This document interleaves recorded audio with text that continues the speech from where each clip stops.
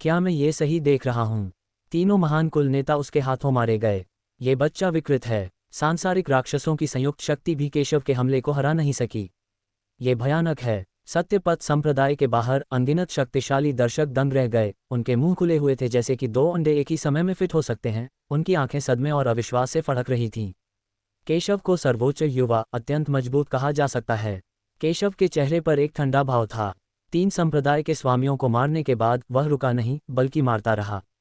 आज जिन दुश्मनों से उसे निपटना था वे सिर्फ तीन संप्रदाय के स्वामी नहीं थे। एक पल में वह फिर से बाहर निकला और सत्यपथ संप्रदाय के कई शक्तिशाली पुरुषों को मार डाला जो पराजित होने वाले थे। पवित्र पुत्र केशव को मारने के लिए आते देख सत्यपथ संप्रदाय के मजबूत लोग खुश और राहत महसूस कर रहे थे। केशव ने सिर हिलाया। बिना किसी बकवास के उसने एक तलवार से दुश्मन को मार डाला। यह आक्रमण भयंकर, निर्णायक और शक्तिशाली है। वह अपने शत्रुओं से पीछे नहीं हटेगा। कुछ ही क्षणों में केशव युद्ध के मैदान में घूम गया और कई शक्तिशाली पुरुषों या संप्रदाय के नेताओं को मार डाला। विभिन्न संप्रदायों के बलवान पुरुषों ने केशव की भयानक शक्ति देखी। इससे पहले तीन प्रमुख संप्रदायों के नेता मिलकर कुछ देर के लिए केशव का हाथ थाम सकते थे, लेकिन अन्य बलवान पुरुष केशव की एक भी चाल का सामना नहीं कर सकते थे। केशव बहुत मजबूत है। कई मजबूत पुरुषों ने लड़ने की इच्छा भी खो दी और भागना चाहते थे, लेकिन केशव उन्हें मौका कैसे दे सकता था? सीधे उसका पीछा करो। धिक्कार है लड़के, तुमने हमें ऐसा करने के लिए मजबूर किया। जब कई शक्तिशाली लोगों ने केशव को उनका पीछा करते देखा तो वे क्रोधित हो गए और एक साथ हमला कर दिया और मौत तक लड़ते रहे। तुम्हें अपनी सीमाएं नहीं पता। उन्हें कार्रवाई करते देख केशव ने तिरस्कार से कहा और तलवार से वार किया। हालांकि यह एक बेतरतीब तलवार थी, फिर भी इस तलवार की ताकत भयानक थी।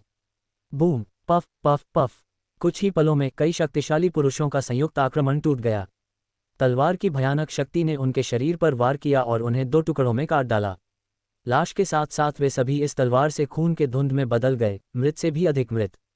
उन्हें मारने के बाद केशव नहीं रुका और मारना जारी रखा। इस समय वह एक संप्रदाय के नेता के सामने आया। केशव को उसे मारने आते देख चिशियाओ संप्रदाय के नेता लियू होन कांप उठे। उन्होंने केशव को पहले भी कई शक्तिशाली लोगों को मारते देखा था। आपकी किस तरह से मरने की इच्छा है? केशव ने जीटू संप्रदाय के नेता को ठंडेपन से देखा, मानो उसे मौत की सजा दे रहा हो। केशव की बातें सुनकर चिशियाओ संप्रदाय का नेता कांप उठा और इतना डर गया कि उसके पेशाब और मलत्याग हो गया। केशव, मैं तुम्हारे आगे झुकने को तैयार हूँ। प्लीज मुझे जाने दो। मैं गलत था। जीटू संप्रदाय के नेता को पता था कि वह केशव का मुकाबला नहीं कर सकता, इसलिए उसने जल्दी से दया की भीख मांगी। उसके लिए इस मुकाम तक पहुंचना आसान नहीं था। अगर वह मर जाता तो सब कुछ खो देता।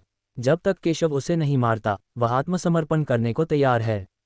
तुम्हारे जैसा कोमल हड्डियां वाला कुत्ता मेरा कुत्ता बनना चाहता है, लेकिन मैं तुम्हें नीची नज़र से भी नहीं देखता। जब केशव ने यह सुना तो उसने तिरस्कार से कहा कि चिशियाओ संप्रदाय के गुरु जैसे रीढ़विहीन व्यक्ति का त्यानशुवान संप्रदाय में रहना संसाधनों की बर्बादी होगी। और तो और वह उसका आदमी बनने के भी योग्य नहीं था। टकराना। केशव ने बोलना समाप्त करने के बाद अपनी हथेली सीधे उसके सिर के ऊपर पटक दी। एक पल में जीटू संप्रदाय का नेता एक लाश में बदल गया और आकाश से गिर गया। भगवान चिक्सियाओ, मर जाओ। कुछ ही क्षणों में कई प्रमुख संप्रदायों के नेता जो सत्यपथ संप्रदाय को मारने की कोशिश कर रहे थे, लगभग सभी केशव द्वारा मारे गए। केशव इतना शक्तिशाली था कि उसने दिशा राज्य के कई शक्तिशाली लोगों को मार डाला। उन्हें उम्मीद नहीं थी कि केशव इतना शक्तिशाली होगा। केशव द्वारा चिशियाओ संप्रदाय के नेता को मार डालने के बाद त्यानशुवान संप्रदाय के बलवानों को बहुत राहत मिली। अब उनके दुश्मन या तो केशव के हाथों मारे गए या केशव के अधीन राक्षसों में उलझ गए। उनके विरुद्ध लड़ने वाले बलवान उनके आगे कुछ भी नहीं थे। इस घटना में शामिल कई प्रमुख संप्रदायों के सर्वोच्च बुजुर्गों ने भी इस दृश्य को देखा और वे क्रोध से भर गए। घृणास्पद, वह बच्चा मरने लायक है। तुम्हारी हिम्मत कैसे हुई मेरे कमल संप्रदाय के गुरु को मारने की? उन्हें उम्मीद नहीं थी कि कई प्रमुख संप्रदायों के नेता केशव के हाथों मारे गए। हमने आज सत्यपथ संप्रदाय को खत्म नहीं किया है, बल्कि इसके बजाय हमें इतना भारी नुकसान उठाना पड़ा है। धिक्कार है। अब और समय बर्बाद नहीं करना है, उन सबको मार डालो। कमल संप्रदाय के ग्रैंड एल्डर ने गुस्से में कहा कि उन्होंने मूल रूप से कुछ ग्रैंड एल्डर को वापस रखने और प्रमुख संप्रदायों द्वारा सत्यपथ संप्रदाय को नष्ट करने की प्रतीक्षा करने की योजना बनाई थी। आखिरकार कई महान सर्वोच्च बुजुर्गों की ताकत उनके जैसी ही है और उन्हें पूरी तरह से मारने की एक कीमत चुकानी पड़ेगी। इसलिए जब तक उनके संप्रदाय के बलवान लोग सत्यपथ संप्रदाय को नष्ट कर सकते हैं, तब तक इसे आज की जीत माना जाएगा। लेकिन उन्हें उम्मीद नहीं थी कि कई प्रमुख संप्रदायों के लगभग सभी मजबूत लोग केशव के हाथों मारे गए और केशव ने अकेले ही लड़ाई की स्थिति बदल दी। आज इतनी बड़ी कीमत चुकाने के बाद उन्हें अपने दिलों में गुस्से की भरपाई के लिए सत्यपथ संप्रदाय को पूरी तरह से नष्ट करना होगा। अच्छा, सत्यपथ संप्रदाय को पूरी तरह से नष्ट कर दो। जुबान यू तलवार तकनीक। आकाश में चमकता हुआ ज्वाला ड्रैगन। कई महान सर्वोच्च बुजुर्गों ने भी गुस्से में आकर अपनी हत्याओं का सिलसिला शुरू कर दिया। वे ताकतवर थे और संख्या में भी आगे थे। एक पल के लिए त्यानशुवान संप्रदाय के कई महान सर्वोच्च बुजुर्ग धीरे धीरे नुकसान में आ गए। अच्छा नहीं है, महान बुजुर्ग और अन्य लोग खतरे में हैं। सत्यपथ संप्रदाय के कई लोगों ने यह दृश्य देखा और बड़ी चिंता के साथ कहा कि हालांकि वे अस्थायी रूप से एक लाभप्रद स्थिति में थे, हर कोई समझता था कि इस लड़ाई का अंतिम परिणाम सर्वोच्च बुजुर्ग और अन्य लोगों पर निर्भर करता है। यदि सुप्रीम एल्डर और अन्य लोग मारे गए या घायल हो गए तो उनके सारे प्रयास व्यर्थ हो जाएंगे, क्योंकि असली ताकतवरों के सामने प्रतिरोध करने की उनमें कोई शक्ति नहीं है। लेकिन वे ये भी जानते थे कि सर्वोच्च बुजुर्ग जैसे शक्तिशाली लोगों का विरोध करने की उनकी कोई ताकत नहीं है।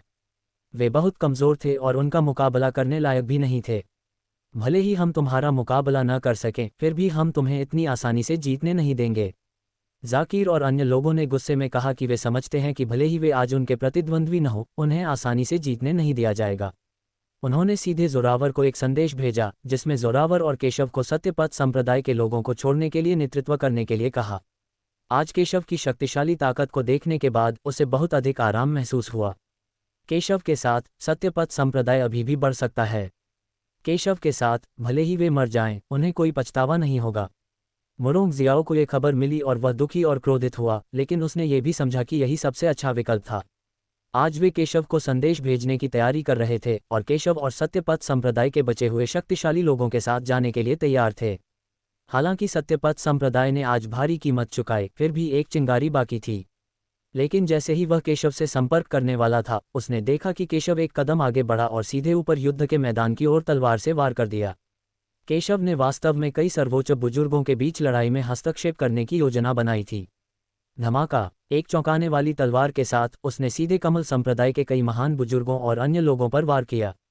कमल संप्रदाय के सर्वोच्च बुजुर्गों के चेहरे एकदम बदल गए। उन्हें सचमुच इस तलवार से खतरा महसूस हुआ। उन्होंने तुरंत दिशा बदली और तलवार पर हमला कर दिया, अंततः उसे नष्ट कर दिया। जल्द ही उनके सामने एक आकृति प्रकट हुई। ये वही बच्चा है। केशव, तुम मौत की तलाश में हो। इस व्यक्ति को देखकर कई प्रमुख संप्रदायों के सर्वोच्च बुजुर्ग क्रोधित हुए बिना नहीं रह सके। उन्होंने यह उम्मीद नहीं की थी कि यह अभिमानी लड़का, जो उनके कई प्रमुख संप्रदाय के नेताओं की हत्या करने से संतुष्ट नहीं था, वास्तव में मौत की मांग करने की हिम्मत कर रहा था। ये पवित्र पुत्र है। पवित्र पुत्र सर्वोच्च बुजुर्ग और अन्य लोगों को बचाने के लिए गया था। पवित्र पुत्र वास्तव में कई प्रमुख संप्रदायों के सर्वोच्च बुजुर्गों से प्रतिस्पर्धा कर सकता है। ये बहुत भयानक है। ये दृश्य देखकर सत्यपथ संप्रदाय के सभी लोग स्तब्ध रह गए। वे सर्वोच्च बुजुर्गों के स्तर पर युद्ध में हस्तक्षेप नहीं कर सकते थे। यहाँ तक कि शक्तिशाली दिशा ने भी हस्तक्षेप करने की हिम्मत नहीं की, अन्यथा वे मर जाते। हालांकि केशव ने वास्तव में इस समय कार्रवाई की और यहाँ तक कि कई सर्वोच्च बुजुर्गों के हमलों का विरोध भी किया। वे उत्साहित क्यों न हों? कोई इस बच्चे को मार डालो। कमल संप्रदाय के महापुरुष ने ठंडे स्वर में कहा कि वे सभी केशव से दिल से नफरत करते थे, लेकिन सत्यपथ संप्रदाय के कई शक्तिशाली लोगों की वजह से वे कोई कार्रवाई नहीं कर पा रहे थे, जिन्होंने उन्हें रोक रखा था। उन्हें उम्मीद नहीं थी कि केशव मौत की ओर कदम बढ़ाएगा। ऐसे में वे स्वाभाविक रूप से केशव को जाने नहीं देंगे। मैं इस आदमी को मार डालूंगा। त्यानशुवान संप्रदाय के तीसरे सर्वोच्च बुजुर्ग ने एक कदम आगे बढ़ते हुए ठंडे स्वर में कहा। वह भी केशव से नफरत करता था। उसने त्यानशुवान संप्रदाय को धोखा देने की वजह केशव ही थी। उसे लगता था कि सब कुछ केशव की गलती थी। यदि केशव इतना बेकार नहीं होता तो जाकिर उसे दंड क्यों देता? तो फिर मैं इस बच्चे को तुम्हारे पास छोड़ दूंगा। तीसरे सर्वोच्च बुजुर्ग के शब्दों को सुनने के बाद कमल संप्रदाय के सर्वोच्च बुजुर्गों ने सिर हिलाया और उपहास किया। यद्यपि केशव सरल नहीं है, फिर भी वे मानते हैं कि केशव सत्यपथ संप्रदाय के तीसरे सर्वोच्च बुजुर्ग के बराबर नहीं हो सकता है। आखिरकार सर्वोच्च बुजुर्ग और संप्रदाय मास्टर स्तर के मजबूत पुरुषों के बीच ताकत का एक बड़ा अंतर है। इसके अलावा अगर सत्यपथ संप्रदाय के 3 सर्वोच्च बुजुर्गों ने केशव को मार दिया तो इससे सत्यपथ संप्रदाय पूरी तरह से निराश हो जाएगा। इसलिए वे 3 सर्वोच्च बुजुर्गों को कार्रवाई करने देने के लिए सहमत हुए और उन्होंने सत्यपथ संप्रदाय के शेष मजबूत पुरुषों को खत्म करने के लिए कार्रवाई जारी रखी। छोटे जानवर, मुझे उम्मीद नहीं थी कि आज तुम अपनी मौत चाहोगे। आज तुम्हारी रक्षा करने वाला कोई नहीं है। तीसरे सर्वोच्च बुजुर्ग ने केशव को ठंडेपन से देखा और कहा। हाँ, मुझे अपनी रक्षा के लिए किसी की जरूरत नहीं है। इसके विपरीत तुम्हें एक गद्दार के रूप में मरना होगा। केशव ने सत्यपथ संप्रदाय के तीसरे सर्वोच्च बुजुर्ग के शब्दों को सुना और शांत और ठंडे स्वर में कहा। उसने अन्य लोगों से सीखा कि सत्यपथ संप्रदाय का सुरक्षात्मक गठन टूटने का कारण सत्यपथ संप्रदाय के तीसरे सर्वोच्च बुजुर्ग के विश्वासघात के कारण था, इसलिए वह लंबे समय से एक ऐसा व्यक्ति था जो केशव की नज़र में मरने के लिए नियत था। हाँ, छोटे कमीने, क्या मैंने सही सुना? तो तुम मुझे मारना चाहते थे, लेकिन तुम मुझे मारना चाहते हो, यह हास्यास्पद है। तीसरे बड़े बुजुर्ग ने उपहास सुना और कहा कि उन्होंने केशव को बिल्कुल भी गंभीरता से नहीं लिया। अपनी बात समाप्त करने के बाद उसने केशव को मारने के लिए सीधे थप्पड़ मारा। छोटे कमीने, आज मैं तुम्हें तुम्हारे और मेरे बीच का असली अंतर दिखाऊंगा। मैंने तुम्हें जीवित रहने दिया, लेकिन आज तुम्हें मरना होगा। तीसरे सर्वोच्च बुजुर्ग ने ठंडे स्वर में कहा। बिना किसी रोक टोक के उनकी शक्तिशाली मारक चाल आकाश में फैल गई और केशव को मार डाला। ये कहना होगा कि उसकी ताकत कमल संप्रदाय मास्टर की तुलना में बहुत अधिक मजबूत है और वह वास्तव में एक संप्रदाय मास्टर स्तर का अस्तित्व है। फक फक करना। ये देखकर केशव ने बिना किसी डर के घृणा से सूंघ लिया और एक चौंकाने वाली तलवार से वार किया। धमाका। उस शक्तिशाली बल ने वास्तव में तीसरे सर्वोच्च बुजुर्ग की हथेली को पूरी तरह से नष्ट कर दिया, जिससे एक भयानक तूफान आ गया। इस भयानक परिणाम ने तीसरे सर्वोच्च बुजुर्ग को कई कदम पीछे हटने पर मजबूर कर दिया। ये दृश्य देखकर हर कोई अपनी आंखें चौड़ी किए बिना नहीं रह सका। मूल रूप से कई दर्शकों ने सोचा कि केशव सर्वोच्च बुजुर्गों के स्तर पर लड़ाई में हस्तक्षेप करके मौत को आमंत्रित कर रहा था, लेकिन उन्होंने यह उम्मीद नहीं की थी कि केशव नुकसान में नहीं था। क्या ये बच्चा अभी भी इंसान है? यहाँ तक कि मथुरा के शीर्ष राजवंश द्वारा विकसित प्रतिभाएं भी शायद इससे अधिक कुछ नहीं हैं। सत्यपथ संप्रदाय के कई शक्तिशाली लोग खुश और निश्चिंत थे। वे सभी केशव और कमल संप्रदाय के तीसरे सर्वोच्च बुजुर्ग के बीच हुए विवाद के बारे में जानते थे। दोनों में से पहले सर्वोच्च बुजुर्ग ने केशव को चुना और तीसरे सर्वोच्च बुजुर्ग को दंडित किया। कई लोगों को अभी भी संदेह था, लेकिन आज ये साबित हो गया कि पहले सर्वोच्च बुजुर्ग ने गलत चुनाव नहीं किया था। लानत है, तुम छोटे कमीने, मैं तुम्हें मार डालूंगा। केशव ने उसके हमले को आसानी से नाकाम कर दिया और उसे पीछे हटने पर मजबूर कर दिया। ये देखकर तीसरे सर्वोच्च बुजुर्ग को बहुत गुस्सा आया। ये तो बहुत ही शर्मनाक था। उसने अपने हाथ में एक जोरदार मुक्का इकट्ठा किया और फिर से जोरदार वार किया।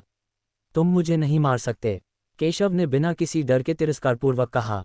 उसके हाथ में तलवार की रोशनी फिर से सघन हो गई और उसने एक शक्तिशाली तलवार आगे की ओर मारी। धमाका। एक पल में तलवार और तीसरे सर्वोच्च बुजुर्ग का हमला फिर से टकरा गया। Bang bang bang. केशव की शक्तिशाली तलवार ने एक भयानक शक्ति को नष्ट कर दिया। तीसरे सर्वोच्च बुजुर्ग का प्रहार काफी अच्छा था। अगर वह कोई अन्य संप्रदाय गुरु स्तर का बलवान व्यक्ति होता तो वह उसका विरोधी बिल्कुल नहीं होता।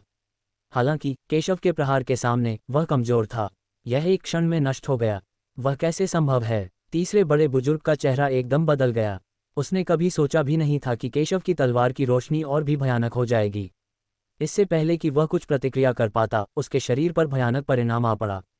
टकराना। एक धीमी तेज आवाज सुनाई दी और सबके चेहरे सदमे से भर गए। सबके आश्चर्य भरे देखते देखते तीसरा महापुरुष टूटी हुई डोर वाली पतंग की तरह पीछे की ओर उड़ गया और जमीन पर गिर पड़ा। टकराना। हजारों मीटर व्यास का एक गहरा गड्ढा जमीन में धंस गया। तीसरे सर्वोच्च बुजुर्ग के मुंह से खून की एक बूंद निकली। उसने केशव को बेहद क्रूर नजरों से देखा, बेहद शर्मिंदा। इस बार फिर सभी लोग हैरान रह गए। न सिर्फ हमला नाकाम हुआ, बल्कि जमीन पर भी गिर पड़ा। तीसरे महापुरुष सचमुच अपमानित हुए। हालांकि उन्होंने अनुमान लगाया कि केशव के पास सर्वोच्च बुजुर्ग के स्तर पर लड़ाई में हस्तक्षेप करने का साहस करने के लिए कुछ साधन होने चाहिए, लेकिन उन्होंने केशव से इतना शक्तिशाली और भयानक होने की उम्मीद नहीं की थी। ये दृश्य अपनी आंखों से देखकर उनके हृदय में बड़ा आघात हुआ। यदि उन्होंने ये सब अपनी आंखों से न देखा होता और कोई उन्हें ये सब बताता, तो वे निश्चित रूप से इस पर विश्वास नहीं करते। महापुरुष स्तर का एक शक्तिशाली व्यक्ति सांसारिक दानव के अंतिम चरण में एक चाल में भी केशव का मुकाबला नहीं कर सकता था। वह कितना शक्तिशाली है! अनगिनत शक्तिशाली दर्शक ये दृश्य देखकर दंग रह गए। वे सब केशव को ऐसे देख रहे थे मानो कोई राक्षस हो। क्या यह अभी भी एक इंसान है? उन्होंने शुरू में सोचा था कि केशव मौत की तलाश में है, लेकिन उन्होंने यह उम्मीद नहीं की थी कि केशव वास्तव में इतना भयानक था। मूल रूप से सोचा था कि कई शक्तिशाली संप्रदाय के स्वामी को हराना केशव की सीमा थी, लेकिन मुझे उम्मीद नहीं थी कि यह वास्तव में केशव की असली सीमा थी। तुम्हें पता है, भले ही बड़े बुजुर्गों के स्तर के बलवान पुरुष पहले भी लड़े हों, प्रतिद्वंद्वी को पूरी तरह से हराना लगभग मुश्किल था। इसलिए कमल संप्रदाय के बड़े बुजुर्गों और अन्य लोगों ने केवल सत्यपथ संप्रदाय के बड़े बुजुर्गों को रोकने और अन्य बलवान पुरुषों को कमल संप्रदाय से निपटने देने का तरीका अपनाया। हालांकि उन्हें उम्मीद नहीं थी कि तीसरे बड़े बुजुर्ग केशव के प्रतिद्वंद्वी नहीं थे। इस दृश्य को जिसने भी देखा उसका दिल बेचैन हो जाएगा। लानत है, मैं तुम्हें मार डालूंगा। अपने आसपास के लोगों की चर्चा सुनकर तीसरे सर्वोच्च बुजुर्ग क्रोधित हो गए और जमीन पर बने विशाल गड्ढे से बाहर निकले और एक बाज के पंजे के आकार के हाथ से केशव पर दहाड़ते हुए केशव की ओर झपटे। केशव की हथेली से उसके सारे कपड़े नष्ट हो गए थे। वह बेहद दुखी लग रहा था, उसके पूरे शरीर पर खून लगा हुआ था। अब तक मृत नहीं, ये देखकर केशव ने थोड़ा भौहें चढ़ाईं और ठंडे स्वर में कहा, स्पष्ट रूप से असंतुष्ट। कई ताकतवर लोग ये सुनकर होंठ हिलाए बिना नहीं रह सके। एक महापुरुष को तुमने एक ही तलवार से मार डाला, और क्या चाहिए? क्या आप तभी संतुष्ट होंगे जब आप उसे एक ही तलवार से मार देंगे? बेटे, मैंने पहले तुम्हें कमाका था, अब से मैं बिल्कुल भी पीछे नहीं हटूंगी। तुम जरूर मरोगे। ये शब्द सुनकर तीसरे महापुरुष अत्यंत क्रोधित हुए और उनके वंश की शक्ति पागलपन की हद तक प्रकट हुई। उनका वंश एक काले चील का था और वंश की शक्ति एक पागलपन भरे विस्फोट के साथ फूट पड़ी। फिर उन्होंने अपनी छाती के सामने हाथ क्रॉस करके रखे और अचानक दोनों तरफ फट गए। Swish swish swish.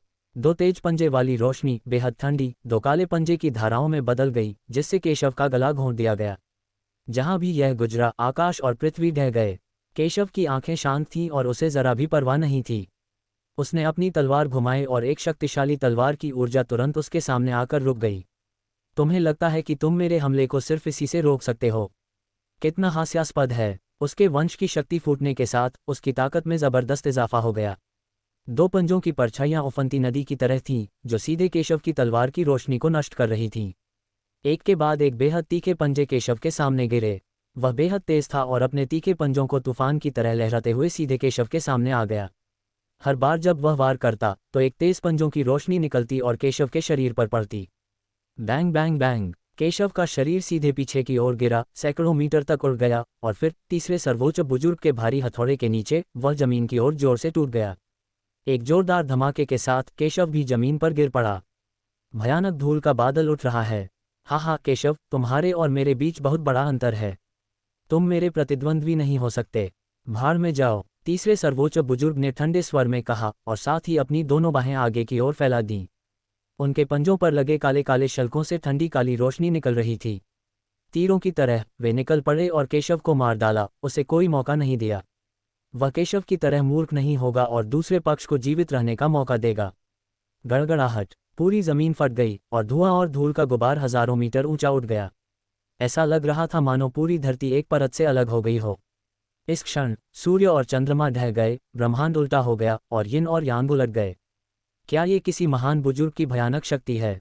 केशव अभी भी बहुत युवा और बहुत आत्मविश्वासी है। अफसोस की बात है, मुझे डर है कि केशव मर गया है। कई लोगों ने इस बारे में बात की और सभी ने खेद व्यक्त किया। उन्हें विश्वास नहीं था कि केशव इस तरह के हमले से बच सकता है। पवित्र पुत्र सत्यपथ संप्रदाय के वे लोग भी जिन्हें केशव पर भरोसा था, इस समय बेहद चिंतित थे। वे जानते थे कि केशव बहुत शक्तिशाली है, लेकिन उनका विरोधी सर्वोच्च बुजुर्ग था जिसकी ताकत उससे भी ज्यादा भयानक थी। वे सभी झिझक और चिंता में थे और अब पहले जैसा आत्मविश्वास नहीं रहा। तीसरे महापुरुष हवा में खड़े थे। आखिरकार उनके चेहरे पर एक मुस्कान खिल उठी, एक ऐसी मुस्कान जो शर्म को धो देने के गर्व से भरी थी। बेटे, अगर मैंने ऐसा कहा तो मैं तुम्हें मार डालूंगा। केशव, तुम कमजोर तो नहीं हो, लेकिन ये दुनिया बहुत बड़ी है और हमेशा ताकतवर लोग होते हैं। हमेशा ऐसे लोग होते हैं जो तुमसे बेहतर होते हैं और हमेशा ऊंची चीजें होती हैं। अगले जन्म में अपनी आंखें खुली रखना याद रखना। कुछ लोग ऐसे होते हैं जिन्हें तुम नाराज नहीं कर सकते। उसने गर्व से कहा। हालांकि जैसे ही उसने बोलना समाप्त किया, शांत भूमि से एक उपहासपूर्ण आवाज आई।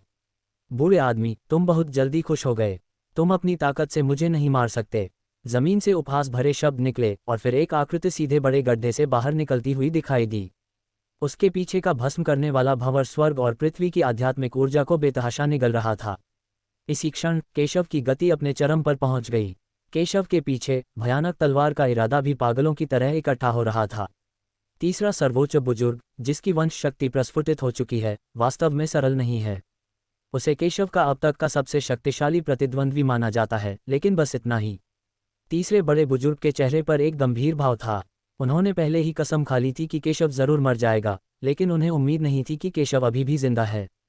मुझे उम्मीद नहीं थी कि तुम्हारा शरीर मेरी कल्पना से परे होगा, लेकिन फिर भी मेरे लिए तुम्हें मारना आसान है। बस 3 चालें चलेंगी और मैं तुम्हें मार डालूंगा। तीसरे सर्वोच्च बुजुर्ग ने केशव को ठंडेपन से देखा और कहा, हाँ, तुम मुझे 3 चालों में मारना चाहते हो। बूढ़े आदमी, 3 बार में मुझे मारने के बारे में सोचना भी मत। अगर तुम 3 बार में मुझे घायल भी कर दोगे तो मैं हार मान लूंगा और अपना गला काटकर आत्महत्या कर लूंगा।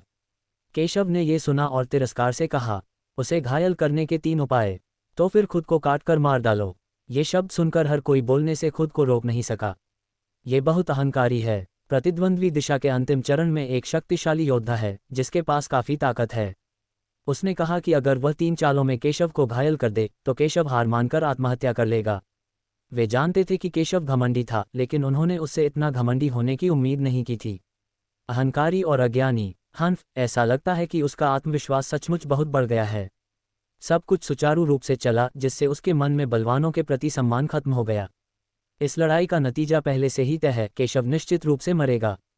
कई शक्तिशाली लोग इस मामले पर चर्चा कर रहे थे और यहाँ तक कि कई महान बुजुर्ग जो एक दूसरे से लड़ रहे थे, उनका मानना था कि केशव निश्चित रूप से मर जाएगा।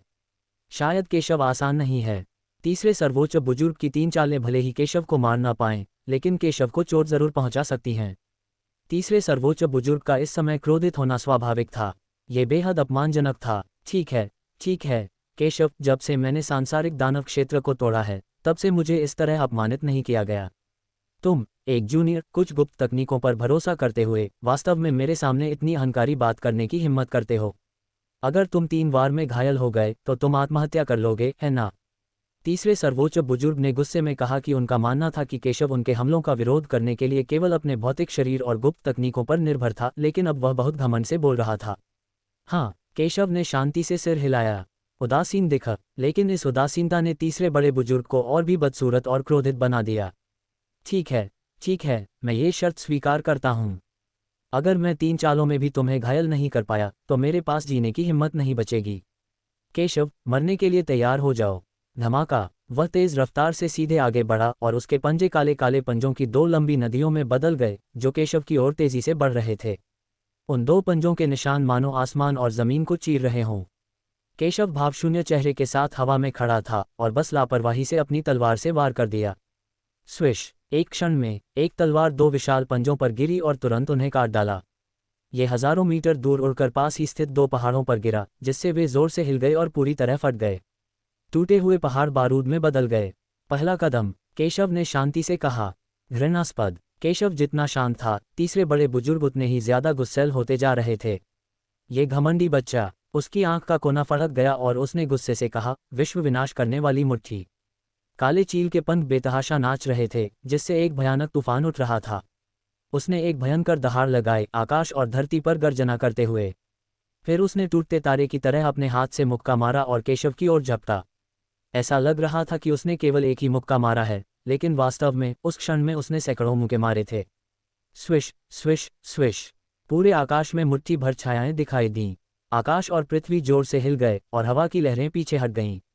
तुम अभी मरे नहीं हो। जैसा कि सर्वोच्च बुजुर्ग से अपेक्षा की जाती है, उनकी शक्ति भयानक थी, जिससे कई शक्तिशाली लोग भय से कांप उठते थे। फक फक करना। ये देखकर केशव ने तिरस्कार से नाक भान से कुड़ी और फिर एक और चौंकाने वाली तलवार निकाली जो आकाश में उड़ गई। भिन भिनाओ। एक जोरदार धमाके के साथ अजेय तलवार तीसरे सर्वोच्च बुजुर्ग की मुट्ठी की ओर गिरी और दोनों में भयंकर टक्कर हुई, जिससे एक भयानक ध्वनि तरंग फूट पड़ी। धमाका। तलवार की रोशनी और मुट्ठी की छाया एक ही समय में आकाश और पृथ्वी में गायब हो गई। केशव ने अपने मुंह के कोने को ऊपर उठाया और ठंडे स्वर में कहा, क्या यही आपकी असली ताकत है? तीसरा महान बुजुर्ग, केशव ने व्यंग्यात्मक लहजे में कहा, जिससे तीसरे सर्वोच्च बुजुर्ग को गुस्सा आ गया। लानत है, लानत है। तीसरे बड़े बुजुर्ग ने यह बात गुस्से से कही। उनका गुस्सा चरम पर पहुंच गया। उनके लंबे बाल हवा में लहराने लगे और उनका पूरा शरीर सरसराने लगा। भाड़ में जाओ। वह क्रोध में दहाड़ा, उसकी रक्त शक्ति बेतहाशा फूट पड़ी, उसके पूरे शरीर पर शल्क छा गए और फिर उसके दाहिने हाथ में प्रकाश की एक भयानक मुट्ठी संघनित हुई और केशव की ओर झपटी। इस समय वह अत्यधिक शक्ति और गति के साथ एक भयानक राक्षस के समान है। यह हमला सांसारिक दानव क्षेत्र में एक मजबूत आदमी को पूरी तरह से मारने के लिए पर्याप्त है। हालांकि जब केशव ने यह देखा तो वह पीछे नहीं हटा, बल्कि आगे बढ़ा और वास्तव में हमला करने की पहल की।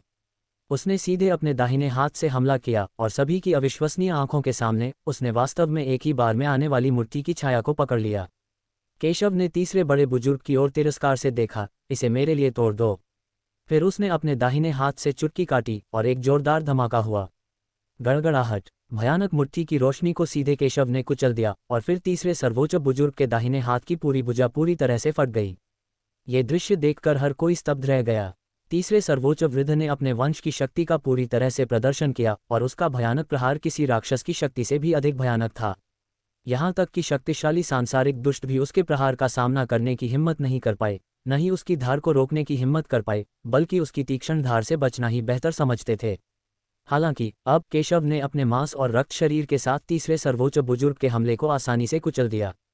भयानक मुट्ठी की रोशनी कमजोर थी और सीधे केशव द्वारा कुचल दी गई थी, और अगले ही पल तीसरे सर्वोच्च बुजुर्ग की पूरी भुजा फट गई और खूनी धुंध में बदल गई। आह, लानत है लड़के, मैं तुम्हें मार डालूंगा। केशव ने सीधे उसका हाथ कुचल दिया और उसने एक हाथ पूरी तरह से खो दिया। अगर वह अंत में केशव को मार भी देता तो भी उसे भारी नुकसान होता। भविष्य में दिशा क्षेत्र को तोड़ना निश्चित रूप से असंभव होगा। केशव का शरीर बहुत भयानक है, उसका शरीर पवित्र हो गया है। मुझे आखिरकार समझ आ गया कि वह इतने शक्तिशाली लोगों के हमलों का सामना कैसे कर सकता है और तीसरे महापुरुष के साथ 3 चालों में दांव लगाने की हिम्मत कैसे कर सकता है। ऐसा इसलिए है क्योंकि उसका शरीर बहुत मजबूत है। ये बहुत भयानक है। सभी ने इस दृश्य को देखा और भ्रम में कहा कि जब उन्होंने केशव की लड़ाई देखी तो वे भी समझ गए कि केशव का भौतिक शरीर सरल नहीं था, लेकिन उन्होंने अभी भी केशव के भौतिक शरीर को कम करके आंका। सत्यपथ संप्रदाय के रक्षक बुजुर्ग को यह दृश्य देखकर बहुत आश्चर्य हुआ। अराजकता आधिपत्य शरीर कला ने वास्तव में इस बच्चे को सफलतापूर्वक इसकी खेती करने की अनुमति दी। वह जानता था कि केशव अराजकता वर्चस्व शरीर कला का अभ्यास करने के लिए दृढ़ था और उसने केशव को रोकने की कोशिश की, लेकिन उसने उम्मीद नहीं की थी कि केशव वास्तव में इसका अभ्यास करने में सफल होगा। इसके अलावा केशव ने न सिर्फ कैश डोमिनेशन बॉडी आर्ट का अभ्यास किया, बल्कि अपनी मार्शल आर्ट साधना में भी कोई देरी नहीं की। ये बच्चा वाकई बहुत डरावना है। तीसरे महान बुजुर्ग, आपने पहले कहा था कि आप मुझे 3 चालों में मारना चाहते थे, लेकिन अब 3 चालें बीत चुकी हैं और मैं अभी भी सुरक्षित हूँ। केशव की बातें सुनकर तीसरे बड़े बुजुर्ग का चेहरा पीला और नीला पड़ गया, बेहद बदसूरत। उनकी आंखें ठंडे गुस्से से भरी थीं और उन्होंने दांत पीसते हुए कहा, बेटे, मैं मानता हूं कि मैंने तुम्हें कमाका था। मुझे उम्मीद नहीं थी कि तुम्हारे पास इतनी भयानक शारीरिक शक्ति होगी। लेकिन अब वो पुराना जमाना नहीं रहा। शारीरिक प्रशिक्षण का तरीका बहुत पहले ही कमज़ोर हो चुका है और मार्शल आर्ट ही उसका शिखर है। भले ही तुम्हारा शरीर अच्छा हो, तुम्हारा राज्य अभी भी बहुत कमज़ोर है। मैं ही सबसे आखिर में हंसूंगा। उसने गोली निगल ली और अपनी चोटों से उबर गया। फिर उसने केशव को ठंडी नज़रों से देखा और उसके हाथ में खून की एक बूंद दिखाई दी। रक्त की यह बूंद अत्यंत घनी थी, अखरोट के आकार की, लेकिन इससे भयानक शक्ति निकल रही थी। अच्छा नहीं, यह एक प्राचीन राक्षस जानवर का खून है जो उसने एक बार प्राप्त किया था। वह मौत तक लड़ने और केशव को मारने का इरादा रखता है। ये दृश्य देखकर जाकिर का चेहरा एकदम बदल गया। उसे समझ आ गया कि तीसरे सर्वोच्च बुजुर्ग के हाथों में खून का खजाना क्या है। लड़के, भाग जाओ। उसने जल्दी से केशव को मनाने की कोशिश की, लेकिन जैसे ही उसने बोलना समाप्त किया, उसे अपने प्रतिद्वंद्वी के एक मुक्के से मारा गया। हमसे लड़ते समय तुम्हारा ध्यान भटकने की हिम्मत कैसे हुई? जाओ भाड़ में। कमल संप्रदाय के महापुरुष ने यह बात ठंडे स्वर में कही, लेकिन उन्हें राहत भी मिली। उन्हें चिंता थी कि तीसरे महापुरुष केशव से निपट नहीं पाएंगे, जो कि परेशानी का सबब होगा। हालांकि तीसरे सर्वोच्च बुजुर्ग के पास अभी भी एक तुरुप का पत्ता है और केशव आज निश्चित रूप से मर जाएगा। लेकिन ये सामान्य है। आखिरकार अगर कोई किसी संप्रदाय का सर्वोच्च नेता बन सकता है तो उसके हाथ में तुरुप का पत्ता कैसे नहीं हो सकता? केशव ने अभी भी अपने प्रतिद्वंद्वी को कमाका है। उसे इसकी बहुत बड़ी कीमत चुकानी पड़ेगी। भिन्न भिन्न रक्त से एक भयानक रक्त तरंग निकली जो चारों दिशाओं में फैल गई। कई युवानदान राज्य और यहाँ तक कि स्वर्णिम भ्रूण राज्य के स्वामियों के चेहरे पूरी तरह बदल गए, उनके मन कांप गए और वे भयभीत लग रहे थे। वह क्या चीज़ है? खून की एक बूंद ही हमें मौत की सांस का एहसास कराती है। खून की इस बूंद को देखकर उन्हें ऐसा महसूस हुआ मानो उनके शरीर का खून जमने वाला है। जल्दी से पीछे हटो। जोरावर का चेहरा एकदम बदल गया और बोला। ये शब्द सुनकर सत्यपथ संप्रदाय के मजबूत लोग उन्मत्त होकर पीछे हट गए। केशव ने तीसरे बड़े बुजुर्ग को शांति से देखा। एक प्राचीन राक्षस जानवर का खून। मुझे उम्मीद नहीं थी कि आपके पास ऐसा खून होगा। खून की एक बूंद में इतनी भयानक शक्ति होती है। मुझे डर है कि इस खून वाला राक्षस जानवर स्वर्गीय गिरोह क्षेत्र में घुस आया है। मुझे उम्मीद नहीं थी कि आप इस खून की उत्पत्ति बता पाएंगे। जब तीसरे बड़े बुजुर्ग ने यह सुना तो वह थोड़ा आश्चर्यचकित और हैरान हो गए। आखिरकार कई शक्तिशाली लोग इस रक्त की बूंद की उत्पत्ति को नहीं जानते हैं, लेकिन केशव एक जूनियर उत्पत्ति को देख सकता है और इस दबाव में कोई बदलाव नहीं होता है। वह कैसे हैरान नहीं होगा। तुम सही कह रहे हो। जब ये रक्त की बूंद जीवित थी तो यह एक उच्च स्तरीय स्वर्गीय गिरोह राक्षस की थी। मुझे ये संयोग से प्राप्त हुई थी और मैंने मूल रूप से इसका उपयोग स्वर्गीय गिरोह क्षेत्र तक पहुंचने के लिए करने की योजना बनाई थी। मुझे उम्मीद नहीं थी कि तुम मुझे आज इसका उपयोग करने के लिए मजबूर करोगे। बेटे, याद रखना, जब तुम पाताल लोक जाओ तो यह मत भूलना कि मैंने ही तुम्हें मारा था। तीसरे सर्वोच्च बुजुर्ग ने ठंडे स्वर में कहा कि भले ही केशव एक साधारण व्यक्ति न हो, फिर भी वह आज मृत्यु से बच नहीं पाएगा और उस समय उसके सभी रहस्य उसके ही होंगे। ये सोचकर वह उत्साह से कांपने से खुद को नहीं रोक सका और केशव को देखते हुए उसकी आंखें बेहद लालची हो गईं। धमाका! तीसरे मास्टर के हाथों में राक्षस का खून उमड़ पड़ा और एक राक्षस का प्रेत खून से बाहर निकला और अचानक धरती को हिला देने वाली दहाड़ लगाए। एक काला चील बाहर निकला और अगले ही पल उसने एक भयानक दबाव छोड़ा और फिर सीधे तीसरे सर्वोच्च बुजुर्ग के साथ विलीन हो गया। सिर ऊंचा रखो। तीसरे सर्वोच्च वृद्ध के पीछे की काली छाया और रक्तवंश का प्रेत आकाश की ओर दहाड़ रहा था। उसका मूल शरीर केवल कुछ फुट ऊंचा था, लेकिन राक्षस के रक्त से धन्य होकर उसका विस्तार होता गया। 10 फीट, 100 फुट, 1000 फुट, वह 1000 फीट की ऊंचाई तक फैल गया, शून्य में पड़ा हुआ, भयानक दबाव के साथ फूट रहा था। उसके पंख बेतहाशा नाच रहे थे। कई बलवान लोग डरे बिना नहीं रह सके, उनके पैर कमजोर पड़ गए, उनकी आत्मा की गहराइयों से उठ रहा दबाव उनके दिलों में गूंज उठा और वे समर्पण भाव से घुटनों के बल बैठ गए। भयानक दबाव, अत्यंत शक्तिशाली। तीसरे सर्वोच्च बुजुर्ग ने केशव को ठंडेपन से देखा और केशव को दबाने के लिए अपनी शक्तिशाली शक्ति का प्रयोग किया। तीसरा महापुरुष शुरू से ही भयानक था और ये तथ्य कि उसने एक राक्षस जानवर का खून निगल लिया उससे भी अधिक भयानक है। केशव शायद मुसीबत में है। तीसरे ग्रैंड मास्टर की विधियां बहुत शक्तिशाली हैं। दूर से लड़ाई देख रहे सभी लोग भयानक दबाव महसूस कर सकते थे। वे मुख्य निशाना नहीं थे, लेकिन वे सभी प्रभावित थे। केशव की तो बात ही छोड़िए। उन्होंने स्वाभाविक रूप से सोचा होगा कि केशव मुश्किल में है। यदि आप इस दबाव को भी नहीं झेल सकते तो तीसरे सर्वोच्च बुजुर्ग से निपटने की तो बात ही छोड़ दीजिए। हालांकि तीसरे सर्वोच्च बुजुर्ग के भयानक दबाव का सामना करते हुए केशव की अभिव्यक्ति शांत रही। क्या मजाक है। ये तो बताने की जरूरत नहीं कि वह स्वर्गीय गिरोह स्तर का भी नहीं था। अगर वह स्वर्गीय गिरोह स्तर का भी होता तो भी उसे, स्वर्ग के पूर्व सर्वोच्च प्राणी को, दबाव से दबाना असंभव होता। स्वाभाविक रूप से तीसरे सर्वोच्च बुजुर्ग का दबाव उसके सामने बेकार था। वह कैसे संभव है। तीसरे बड़े बुजुर्ग के चेहरे पर मुस्कान आ गई। उन्हें उम्मीद नहीं थी कि केशव शांत रहेंगे। कुछ भी असंभव नहीं है। मेरे सामने तुम्हारा दबाव बहुत कमजोर है। मैं तुम्हें दिखाऊंगा कि असली दबाव क्या होता है। केशव ने ये सुना और व्यंग्यात्मक लहजे में कहा और फिर अगले ही पल उसका दिमाग हिल गया। स्वर्ग और पृथ्वी के बीच हवा और बादलों ने रंग बदल दिया। गरज के साथ बारिश हुई और सूर्य और चंद्रमा पीछे हट गए। अचानक उससे एक जबरदस्त दबाव फूट पड़ा जो पूरे आकाश में फैल गया। केशव ने लापरवाही से अपना हाथ हिलाया और सीधे तीसरे सर्वोच्च बुजुर्ग के दबाव पर वार किया। 3 सर्वोच्च बुजुर्गों का दबाव, जो मूल रूप से पूरे स्थल पर हावी था, केशव के भयानक दबाव का सामना कर रहा था और यह एक प्राकृतिक दुश्मन का सामना करने जैसा था और वे जल्दी से पीछे हट गए। धिक्कार है। उसे रोको, उसे हराओ। तीसरे बड़े बुजुर्ग का चेहरा एकदम बदल गया, मानो उन्हें केशव पर इतना भयानक दबाव पड़ने की उम्मीद ही न हो। उन्होंने जल्दी से अपना दबाव बनाया और पूरी ताकत से केशव पर हमला कर दिया। अपनी पूरी ताकत के साथ उसका दबाव केशव की ओर झपटा, जैसे कोई उल्कापिंड धरती से टकराया हो। आग की लपटें फूट पड़ी जो आसमान तक उठीं और भयानक दबाव सभी दिशाओं में फैल गया। आह आह आह, कितना भयानक दबाव। मुझे उम्मीद नहीं थी कि आज केशव दबाव का इतना भयानक तरीका अपनाएगा। मेरे सिर में दर्द होता है। छिपाना, धत्तेरी की। जो दबाव छोड़ा गया उससे सभी बलवान लोग बेहद डर गए। बचने की कोशिश में ही उन्हें भारी नुकसान उठाना पड़ा। कई लोग प्रभावित हुए, उनके सिर फट गए और वे सिरविहीन लाशों में बदल गए। ये शक्तिशाली दबाव का प्रभाव है। बहुत मजबूत। तीसरा महापुरुष पहले से ही शक्तिशाली था और राक्षस के रक्त के अतिरिक्त दबाव के साथ उसने ऐसी भयानक शक्ति प्रकट की। मैंने कभी नहीं सोचा था कि केशव भी इतना भयानक दबाव प्रकट कर सकता है। इस आदमी के पास कितने रहस्य हैं। अनगिनत शक्तिशाली लोग इस दृश्य को विस्मय से देख रहे थे। केशव ने बार बार उनकी चेतना को ताज़ा किया। जब भी उन्हें लगता कि केशव हारने वाला है, केशव और भी मजबूत तरीके और तुरुप के पत्ते दिखाता। और केशव तो बस एक बच्चा है जो अभी सुनहरे भ्रूण अवस्था में भी नहीं है। धमाका! शून्य में एक गगनभेदी गर्जना हुई। एक और टक्कर। तीसरे सर्वोच्च बुजुर्ग ने राक्षस के रक्त का उपयोग एक भयानक दबाव बनाने के लिए किया जो स्वर्गीय गिरोह क्षेत्र के दबाव से अधिक था और बेहद भयानक था। केशव का दबाव भी उतना ही मजबूत था, लेकिन अगर उसकी ताकत ठीक नहीं हुई होती तो उसके लिए तीसरे सर्वोच्च बुजुर्ग के दबाव को नष्ट करना आसान हो जाता। भयानक दबाव इतना शक्तिशाली था कि जहां भी टकराव हुआ वहां शून्य कांप उठा, बादल टूट गए और पहाड़ दरक गए, जो कि अचंभित कर देने वाला था। हालांकि इन दोनों लोगों का दबाव चरम पर नहीं है।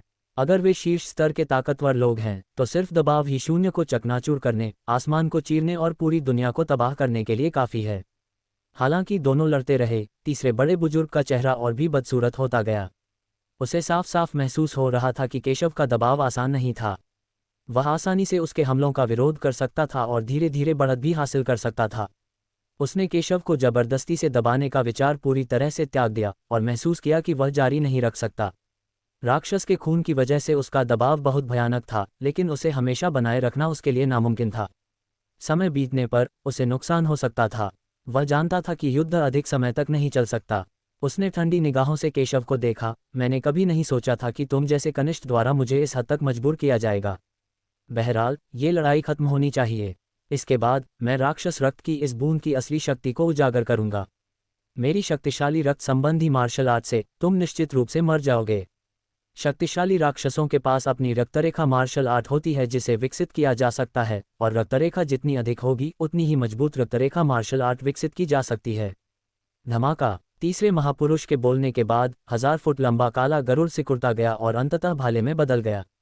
तीसरे महापुरुष के शरीर पर मौजूद शल्क गिरते हुए हिमकणों की तरह भाले की ओर तैरते हुए उससे चिपक गए और धीरे धीरे एक काले भाले में बदल गए। पूरा शरीर शल्कों से ढका हुआ था, जो भयानक और चमकदार लग रहा था। भाला बेहद भयानक था। तीसरे सर्वोच्च बुजुर्ग की आंखें अत्यंत तेज थीं और सारी आध्यात्मिक ऊर्जा उनमें प्रवाहित हो रही थी, भिनभिना रही थी। भाले पर लगे तराजू आपस में टकराते रहे, जिससे धातु के टकराने जैसी आवाजें आती रहीं। निर्वाण मार। तीसरे सर्वोच्च बुजुर्ग के मुंह से एक ठंडी आवाज आई और भाला एक काले भाले की रोशनी के साथ फट गया, केशव की ओर दौड़ा। जहां भी काली भाले जैसी रोशनी गुजरती, बहती हवा रुक जाती, लुढ़कते बादल भी रुक जाते और हर किसी के कपड़े और चमकती आंखें इस पल में जमी हुई लगतीं। ऐसा लग रहा था जैसे ये दुनिया शांति में डूब गई हो। हालांकि कुछ ही क्षण बाद बंदूक की काली रोशनी चमक उठी और सब कुछ सामान्य हो गया। लेकिन इस शॉट की शक्ति इतनी भयानक थी कि लोगों को अविश्वसनीय महसूस हुआ। समय की शक्ति। मुझे उम्मीद नहीं थी कि इस शॉट में समय की ताकत होगी। क्या यही तुम्हारा तथाकथित आत्मविश्वास है? हालांकि तीसरे सर्वोच्च बुजुर्ग को आश्चर्य हुआ कि शॉट देखने के बाद केशव बिल्कुल भी नहीं बदला। सर्वोच्च सत्ता होने के नाते वह इस कदम की विचित्रता को कैसे नहीं देख सकते थे। इस चाल में सामान्य मार्शल आर्ट की तुलना में समय की अधिक शक्ति है, जो समय को थोड़े समय के लिए रोक सकती है। जब महारथी लड़ते हैं तो जीवन मरण बस विचार का विषय होता है। इसलिए अगर किसी महत्वपूर्ण क्षण में प्रतिद्वंद्वी स्थिर हो जाए तो भले ही 10,000 में से एक ही मौका हो, प्रतिद्वंद्वी निश्चित रूप से मर जाएगा। और यह स्पष्ट है कि तीसरे सर्वोच्च बुजुर्ग इस कदम में समय की शक्ति पर निर्भर करते हैं। तुमने सचमुच इस चाल के सुराग समझ लिए हैं। तुम सचमुच मुझे और भी ज्यादा उत्सुक बना रहे हो। लेकिन एक बार मैं तुम्हें मार दूं तो सब कुछ साफ हो जाएगा। केशव की बातें सुनकर तीसरे बड़े बुजुर्ग हैरान हुए बिना नहीं रह सके। समय की शक्ति समय के मार्ग की होती है, और यह केवल वही लोग जान सकते हैं जो युद्ध कला में पारंगत हैं। वह ये चाल राक्षस के खून की मदद से ही कर सकता है, लेकिन उसे उम्मीद नहीं थी कि केशव वास्तव में उसकी चाल का सुराग देख पाएगा। Swish swish swish. एक पल में भाले की किरणों की एक श्रृंखला अत्यंत तेज गति से आकाश में उड़ी और केशव के सामने आ पहुंची। एक क्षण के लिए सब कुछ ठहर गया और एक गहरे भाले जैसी रोशनी ने केशव को घेर लिया। केशव ने मुड़कर इन हमलों से बचाव किया, और जैसे ही उसने चकमा दिया, बंदूक की किरणें उसकी असली जगह पर पहुंच गईं। अगर वह एक कदम पीछे होता तो बंदूक की किरणें उसे पकड़ लेतीं। मुझे उम्मीद नहीं थी कि वह सचमुच समय की शक्ति को नियंत्रित कर सकता है।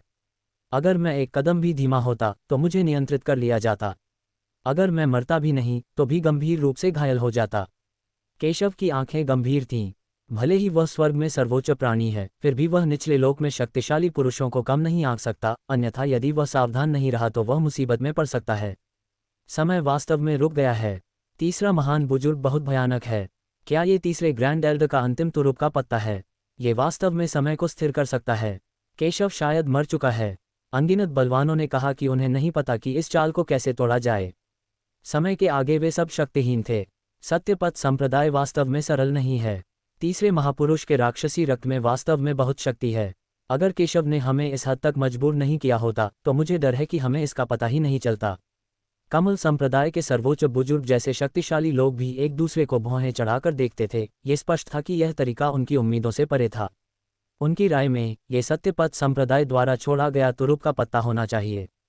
सौभाग्य से तीसरे सर्वोच्च बुजुर्ग ने विश्वासघात करने और उनके साथ खड़े होने का फैसला किया, अन्यथा उनके लिए सत्यपथ संप्रदाय के सभी सर्वोच्च बुजुर्गों से निपटना बेहद परेशानी भरा होता। इन महान बुजुर्गों ने अभी तक इस मुद्दे को पूरी तरह से हल नहीं किया है। केशव, क्या तुम बहुत पागल नहीं हो? क्या तुम में इतनी हिम्मत है कि तुम छिप न सको? ये देखकर कि केशव केवल घबराहट में भाग सकता है, तीसरे सर्वोच्च बुजुर्ग ने विजयोल्लास से हंसा। हालांकि केशव अपनी गति का उपयोग करके समय की स्थिरता से बच सकता था, लेकिन अगर केशव ने कोई गलत कदम उठाया तो उसकी मृत्यु निश्चित थी। उसके हाथ में भाला लगातार फूट रहा था और केशव अपनी गति के बल पर ही बच पा रहा था। उसके हमले लगातार बढ़ते जा रहे थे, जिससे केशव के भागने का रास्ता बंद हो गया। अगर ऐसा ही चलता रहा तो केशव जरूर मर जाएगा। तोड़ना। केशव की आंखें थोड़ी सिकुड़ गईं और उसने भी तलवारों की कई किरणें मारी, तीसरे सर्वोच्च बुजुर्ग के हमले पर बमबारी करते हुए। हर तलवार कम शक्तिशाली नहीं थी, लेकिन जब ये तलवारें तीसरे सर्वोच्च बुजुर्ग के हमले से टकराती तो ऐसा लगता जैसे रुई पर वार हो रहा हो और वे कोई ताकत नहीं लगा पाती। जिस क्षण उसका हमला तीसरे सर्वोच्च बुजुर्ग के हमले के संपर्क में आया, वह तुरंत जम गया और फिर उसमें छेद हो गया, जिससे उसके लिए किसी भी शक्ति का प्रयोग करना असंभव हो गया। ये समय की शक्ति का आतंक है। केशव ने सभी लगातार हमलों को आसानी से नष्ट कर दिया। हाँ केशव, नरक में जाओ, तुम मेरे हमले का विरोध नहीं कर सकते। तीसरे सर्वोच्च बुजुर्ग ने यह बात पूरे विश्वास के साथ कही और उसी समय अपनी पूरी ताकत से वे केशव को एक ही झटके में मार डालने के लिए तैयार हो गए। समय की शक्ति, क्या तुम्हें लगता है कि केवल तुम ही इसे नियंत्रित कर सकते हो? मैं तुम्हारे साथ बहुत खेल चुका, अब मेरी बारी है। हालांकि जब तीसरे ग्रैंड एल्डर ने सोचा कि केशव डर जाएगा तो उसने केशव के मुंह से एक शांत आवाज सुनी। जब उसने ये शब्द सुने तो वह भौंचक्का हो गया, मानो उसे समझ में नहीं आया कि केशव का क्या मतलब था। हालांकि अगले ही पल केशव ने फिर से हमला किया, लेकिन इस बार उसने अपनी तलवार से वार किया और दुनिया शांत हो गई और सब कुछ स्थिर हो गया। उसकी समय की शक्ति की तुलना में ये बहुत अधिक है। वह कैसे संभव है? तीसरे महान बुजुर्ग ने भौहें चढ़ाईं। वे इस बात से भ्रमित थे कि केशव समय की शक्ति का उपयोग कैसे कर सकता है। अगले ही पल उसके चेहरे का भाव एकदम बदल गया। क्या ऐसा हो सकता है कि तुम अभी पढ़ाई कर रहे थे? समय की शक्ति सीखना, लेकिन आप इतने कम समय में समय की शक्ति पर कैसे काबू पा सके? उसका चेहरा अविश्वास से भरा था, लेकिन वह जानता था कि केशव की मार्शल आर्ट प्रतिभा बहुत मजबूत थी और वह अक्सर अपने प्रतिद्वंद्वी की मार्शल आर्ट को नियंत्रित कर सकता था, बस अपने प्रतिद्वंद्वी को कुछ चालें करते हुए देखकर। केशव ने पहले भी सत्यपथ संप्रदाय की संप्रदाय प्रतियोगिता के दौरान ऐसी प्रतिभा दिखाई थी, लेकिन वह विश्वास नहीं कर सका कि केशव ने उसे मार्शल आर्ट करते हुए देखकर समय की शक्ति सीखी थी। केशव ने यह सुना और व्यंग्यात्मक लहजे में कहा, यह तो समय की ताकत है। क्या तुम्हें लगता है कि इसे समझना मुश्किल है? अपने पिछले जन्म में युद्ध कला के शिखर पर पहुंचने के बाद उसने ब्रह्मांड के सभी नियमों को सीखकर उन पर नियंत्रण कर लिया था। स्वाभाविक रूप से समय के मार्ग पर भी उसका नियंत्रण था। हालांकि वह समय के मार्ग के शिखर तक नहीं पहुंच सका, लेकिन उसकी समय शक्ति तीसरे सर्वोच्च बुजुर्ग से भी कहीं अधिक प्रबल थी। अभी अभी उसने अपनी स्मृति में समय का रास्ता खोजा और अभ्यास किया और अंततः वह समय की शक्ति का उपयोग करने में सक्षम हो गया। लेकिन स्वाभाविक रूप से वह तीसरे बड़े बुजुर्ग को ये सब नहीं बताएगा। केशव की बातें सुनकर मैदान में मौजूद अनगिनत लोग चौंक गए। अपने प्रतिद्वंद्वी से लड़ते हुए उसने समय की उस अत्यंत कठिन नियंत्रण शक्ति को भी सीखा। केशव कैसा राक्षस है! केशव की मार्शल आर्ट प्रतिभा बेहद मजबूत है। केशव ने अपनी तलवार से वार किया और दुनिया में सब कुछ शांत हो गया। समय की शक्ति से चाल भी रुक गई। ये चाल तो समय की शक्ति है जिसे तीसरा सर्वोच्च बुजुर्ग राक्षस के रक्त की मदद से नियंत्रित करता है। इसकी तुलना केशव से कैसे की जा सकती है, जो समय के मार्ग के मूल को नियंत्रित करता है? स्वाभाविक रूप से ये कमजोर था और एक पल में नष्ट हो गया। अगले ही पल केशव ने एक कदम आगे बढ़ाया और सीधे तीसरे सर्वोच्च बुजुर्ग के सामने आ गया। अरे, मैं अपना शरीर हिला नहीं सकता। तीसरे बड़े बुजुर्ग का चेहरा एकदम बदल गया। केशव का समय की शक्ति पर नियंत्रण उनसे कहीं ज्यादा मजबूत था। उन्हें उम्मीद नहीं थी कि केशव इतने कम समय में समय की शक्ति सीख लेगा और उसमें इतना निपुण हो जाएगा। वह बचना चाहता था, लेकिन बहुत देर हो चुकी थी। बूढ़े आदमी, मैंने तुमसे कहा था कि तुम्हें मरना होगा। अब मर जाओ, केशव ने ठंडे स्वर में कहा और उसे कोई मौका न देते हुए अपनी तलवार से वार कर दिया। तीसरे महान बुजुर्ग ने बचना चाहा, लेकिन बहुत देर हो चुकी थी। उसकी पुतलियों में केशव का ठंडा चेहरा उसके सामने प्रकट हुआ और फिर एक ठंडी तलवार सीधे नीचे आ गिरी। धीरे धीरे जूम इन करें। एक झटके के साथ ये सीधे उसके सिर में चला गया। अगले ही पल वह बेहोश हो गया। उसका पूरा सिर तलवार से आधा काट दिया गया। तीसरे बड़े बुजुर्ग की आंखें गुस्से से चमक रही थीं और उनकी आंखों में अभी भी अविश्वास का भाव था। उसने यह उम्मीद नहीं की थी कि केशव ने वास्तव में उसे एक तलवार से मार डाला। अनिच्छा की तीव्र भावना के साथ उसका सिर फट गया। वह वास्तव में मर चुका है। अरे, यह आदमी कितना ताकतवर है। इस समय कई प्रमुख संप्रदायों के प्रमुख बुजुर्ग और अन्य लोग अविश्वास से ये दृश्य देख रहे थे। तुम्हें पता है, तीसरा महापुरुष कोई कमजोर नहीं था।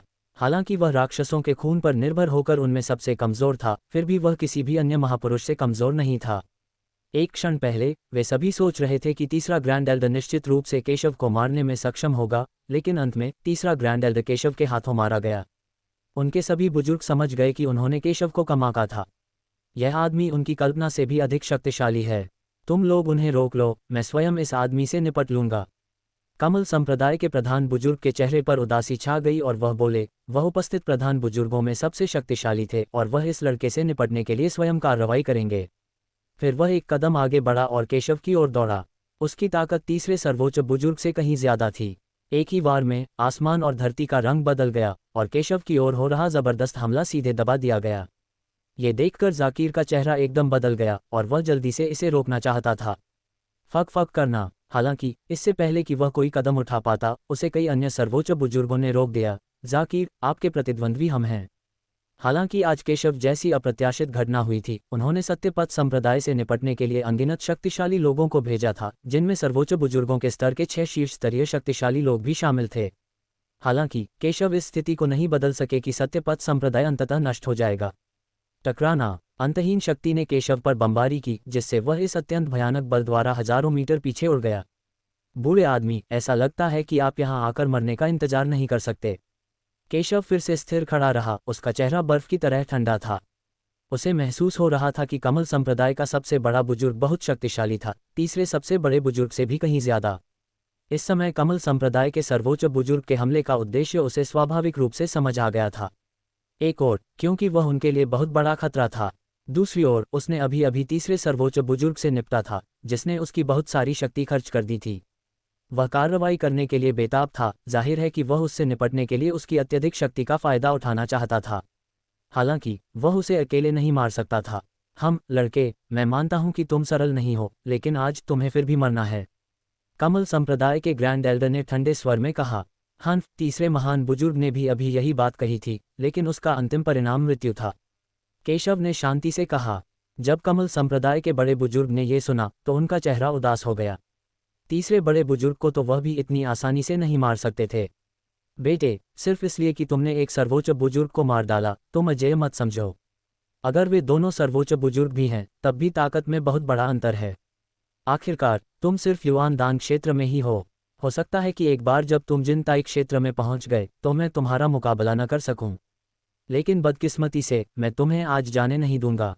तुम्हें पूरे तियान जुबान संप्रदाय के साथ दफनाया जाएगा। वह जानता था कि केशव कोई साधारण व्यक्ति नहीं था, इसलिए वह केशव को पूरी तरह से दबाने के लिए सभी साधनों का उपयोग करेगा। भाड़ में जाओ बच्चे। जब उसने बोलना समाप्त किया तो उसकी आकृति चमक उठी और आकाश और पृथ्वी में विलीन हो गई। जब वह फिर प्रकट हुआ तो वह केशव के सामने प्रकट हुआ। उसकी गति केशव से भी अधिक तेज है और उसने अपने क्षेत्र लाभ पर भरोसा करके ये हासिल किया है। उसकी हथेली में एक भयानक शक्ति संघनित हुई, जो एक भयानक हथेली में बदल गई, जिसने पूरे आकाश को ढक लिया। उसने एक हथेली से केशव को थप्पड़ मारा और जल्द से जल्द केशव को हराना चाहता था। इसे मेरे लिए तोड़ दो। हालांकि कमल संप्रदाय के महापुरुष की गति केशव की अपेक्षाओं से परे थी, फिर भी वह इसे केशव से बिल्कुल भी छिपा नहीं सका। उसकी दिव्य भावना ने पूरे स्थान को ढांक लिया और कमल संप्रदाय के महापुरुष की आकृति उसकी दिव्य भावना से बिल्कुल भी बच नहीं सकी। लंबी तलवार नीचे गिर गई और शक्तिशाली तलवार की रोशनी आकाश को चीरती हुई तुरंत कमल संप्रदाय के सर्वोच्च बुजुर्ग की हथेली से टकरा गई। गड़गड़ाहट। दो पुनर्तः भिन्न शक्तियों के टकराव से एक भयानक शक्ति उत्पन्न हुई। कमल संप्रदाय के महापुरुष ने अपनी शक्तिशाली हथेली से केशव की तलवार की रोशनी को तुरंत नष्ट कर दिया। उन्होंने स्थिति का फायदा उठाया और केशव को सीधे कुचल दिया। केशव का चेहरा बार बार पीछे हट रहा था, उसका चेहरा गंभीर था और उसने कमल संप्रदाय के सर्वोच्च बुजुर्ग के हमले को नष्ट करने से पहले कई तलवारों से वार किया। लड़के, ऐसा लगता है कि पिछली वाली सारी ताकत तुम्हारी थी। कमल संप्रदाय के ग्रैंड एल्डर ने उपहास किया और कहा, और भी अधिक निश्चित हो गया कि केशव ने अपनी बहुत सारी ताकत खर्च कर दी है और वह निश्चित रूप से अगला मर जाएगा। बूढ़े आदमी, तुम अपनी ताकत से मुझे नहीं मार सकते। अभी तुम्हारे लिए खुश होने का समय नहीं है, केशव ने ठंडे स्वर में कहा। बोलते हुए उसने अपनी ताकत बहाल करने के लिए पहले निगले गए 3 सर्वोच्च बुजुर्गों के सार और रक्त को जल्दी से परिष्कृत किया। उसने पहले बहुत ताकत खर्च की थी और पीछे हटने के लिए मजबूर हो गया था, लेकिन अभी मौके का फायदा उठाते हुए उसने अपनी ताकत बहाल करने के लिए 3 सर्वोच्च बुजुर्गों के सार और रक्त को निगल लिया। 10,000 सितारे निगलने वाली स्वर्ग कला दुनिया की हर चीज को निगल सकती है, और स्वाभाविक रूप से ये ताकत बहाल करने के लिए मानव सार और रक्त को निगल सकती है। हाँ, कमल संप्रदाय के प्रमुख बुजुर्ग ने ये सुना और मुस्कुराते हुए कहा, तो फिर इस चाल को फिर से आजमाओ। गड़गड़ाहट, उसका पूरा व्यक्तित्व अचानक बदल गया। 1, 2, 3, 4, 5। उसकी हजारों आकृतियां तुरंत आकाश और धरती में प्रकट हुईं और शून्य में केशव को घेर लिया। हजारों आकृतियां एक साथ केशव को ठंडी निगाहों से देखते हुए बोलीं, बेटे, अपनी कुत्ते जैसी आंखें खोलो और साफ साफ देखो, यही इस आसन की भयानक ताकत है। वाह! इस समय एक ही समय में हजारों आकृतियों ने हमला किया और अंतरिक्ष की लहरें सीधे शून्य में दिखाई दीं। आसमान के ऊपर बादल फट गए और तपता सूरज छिप गया। शून्य तूफानों की एक श्रृंखला भड़क उठी और विनाशकारी आंधी केशव की ओर तेजी से बढ़ रही थी। उसकी ताकत तीसरे सर्वोच्च बुजुर्ग की तुलना में कई गुना अधिक है। केशव तूफान के केंद्र में है, उसका जीवन खतरे में है। अनगिनत बलवान लोग तेजधार से बचने के लिए पीछे हट गए और विनाशकारी तूफान को छूने का साहस नहीं कर सके। केशव की आंखें ठंडी थीं और उसे जरा भी डर नहीं लग रहा था। उसका कैस ओवरलॉर्ड शरीर चरम पर था। उसका शरीर किसी संत स्तरीय हथियार के बराबर था, जिससे वह विनाशकारी तूफान की शक्ति को आसानी से झेल सकता था और बिना किसी हिचकिचाहट के हमला कर सकता था। क्या यही आपकी ताकत है? केशव ने तिरस्कारपूर्वक कहा और उसके पीछे तलवार की नीयत उसी समय फूट पड़ी। उसके पीछे हजारों तलवारें लगभग एक साथ संघनित हो गईं। ये देखकर कमल संप्रदाय के मुखिया का चेहरा एकदम बदल गया। उसने कभी सोचा भी नहीं था कि केशव सचमुच एक साथ हजारों तलवारें छोड़ सकता है और हर एक किरण उसे खतरे का एहसास दिलाती है। काटना, केशव ने ठंडे स्वर में कहा, और एक ही समय में हजारों तलवारें फूट पड़ीं, जो सीधे कमल संप्रदाय के सर्वोच्च बुजुर्गों की हजारों आकृतियों की ओर वार कर रही थीं। गड़गड़ाहट, कमल संप्रदाय के सर्वोच्च बुजुर्गों की हजारों आकृतियां अत्यंत शक्तिशाली थीं, लेकिन केशव पर उनके हमले तुरंत नष्ट हो गए। कमल संप्रदाय के सबसे बड़े बुजुर्ग हवा में खड़े थे, उनके चेहरे पर बर्फ जैसी ठंडक थी। तुम्हारे पास वाकई कमाल का हुनर है। ये हुनर ही सबसे जबरदस्त है जो मैंने अब तक देखा है। ये वाकई एक ईर्ष्यालु और भयानक हुनर है। अफसोस की बात है कि तुम कितने भी हुनरमंद क्यों न हो, आखिरकार मेरे हाथों ही मरोगे। भिन्न भिन्न, उसके पीछे की रक्त शक्ति एकदम से फूट पड़ी और एक भयानक ड्रैगन सिंह प्रकट हुआ। वह देखने में बिल्कुल शेर जैसा था, लेकिन उसका शरीर काले ड्रैगन शल्कों से ढका हुआ था और एक भयानक ठंडी रोशनी चमक रही थी। इसमें ड्रैगन का खून होने के कारण ये बाढ़ के ड्रैगन के खून से भी अधिक शक्तिशाली है। कमल संप्रदाय के सर्वोच्च बुजुर्ग ने अपनी रक्त शक्ति का प्रदर्शन किया है। लगता है हम पूरी ताकत लगा देंगे। कई शक्तिशाली लोगों ने इस दृश्य को देखा और कहा कि कमल संप्रदाय के ग्रैंड एल्डर की रक्तरेखा तीसरे ग्रैंड एल्डर की तुलना में भी अधिक मजबूत है और इसे 7वीं श्रेणी की रक्तरेखाओं में शीर्ष माना जा सकता है। कमल संप्रदाय के सर्वोच्च गुरु ने एक ही समय में अपने हाथों को एक साथ रखा और फिर धीरे धीरे उन्हें दोनों तरफ खोल दिया।